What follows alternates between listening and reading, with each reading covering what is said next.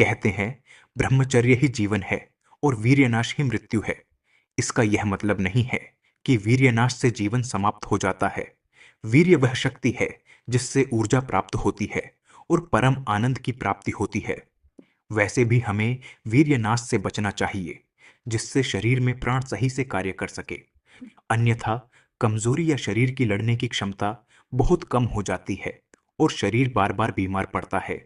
बाल का पतला होना, स्टेमिना ना के बराबर होना, इन सभी समस्या का सामना करना पड़ सकता है। वीर्यनाश योग साधना में सबसे बड़ी मुसीबत बनती है, इसलिए आपको वीर्यनाश नहीं करना चाहिए। आप देखते हो, यदि देश के प्रधानमंत्री की सिक्योरिटी जीरो हो तो कोई भी उसका मर्डर कर सकता है। इसी तरह जब शरीर से वीर्य का नाश हो जाता है तो शरीर की सिक्योरिटी जीरो हो जाती है और इस शरीर को कोई भी वायरस, बैक्टीरिया, जर्म्स ऑफ कीटाणु आसानी से अटैक करके मौत की नींद सुला सकते हैं। इसलिए जितना हो सकते वीर्य रक्षा या ब्रह्मचर्य का संकल्प ले। ब्रह्मचर्य के लिए ब्रह्मचारी रहने की आवश्यकता नहीं है। जीव विवाह बंधन में रहते हुए भी ब्रह्मचर्य का पालन कर सकता है। ब्रह्मचर्य का संबंध आध्यात्म से है और आध्यात्म में वीर्य की ऊर्जा को ऊर्ध्वगामी करके कुंडलिनी को जगाना होता है। जब वीर्य का नाश होता है तो आध्यात्म बनाए रखना असंभव है। इसीलिए कहा जाता है कि वीर्य नाश से आध्यात्म जीवन की मृत्यु हो जाती है। आज हम बात करेंगे कि किस तरह से आप 30 दिन तक लगातार ब्रह्मचर्य का पालन कर सकते हैं।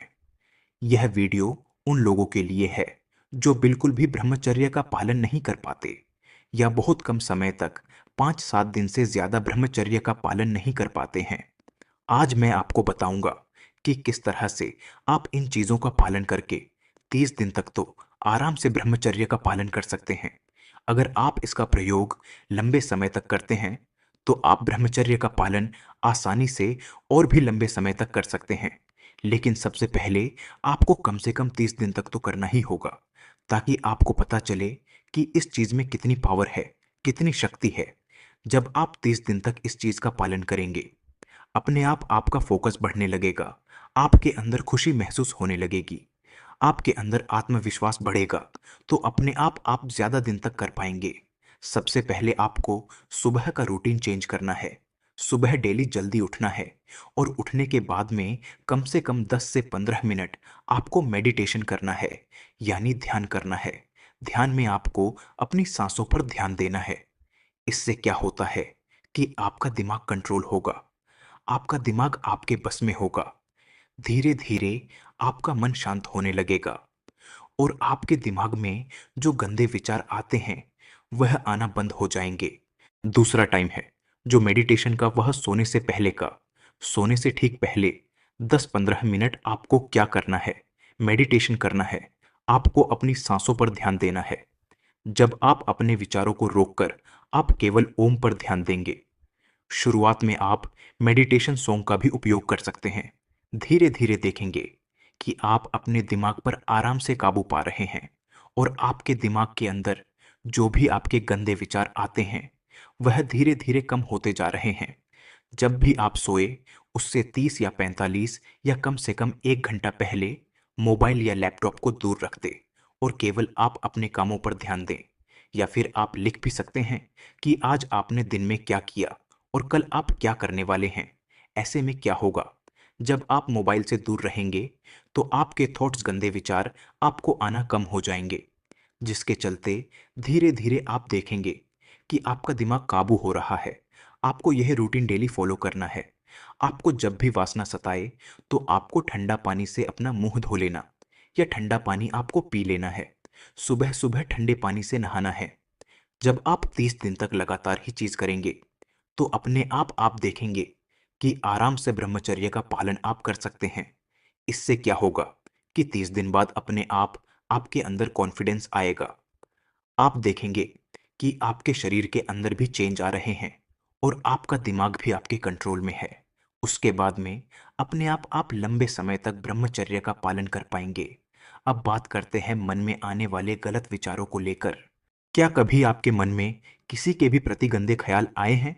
ऐसा किसी के साथ भी हो सकता है और आम जिंदगी में ज्यादातर लोगों के साथ ऐसा होता भी है। लेकिन क्या आप जानते हैं कि आखिर ऐसा होता क्यों है।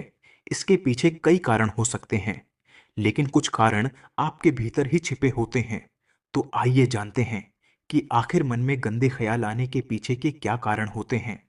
दोस्तों, इसकी असल वजह है आपका दिमाग, जो सिर्फ और सिर्फ एक मशीन है।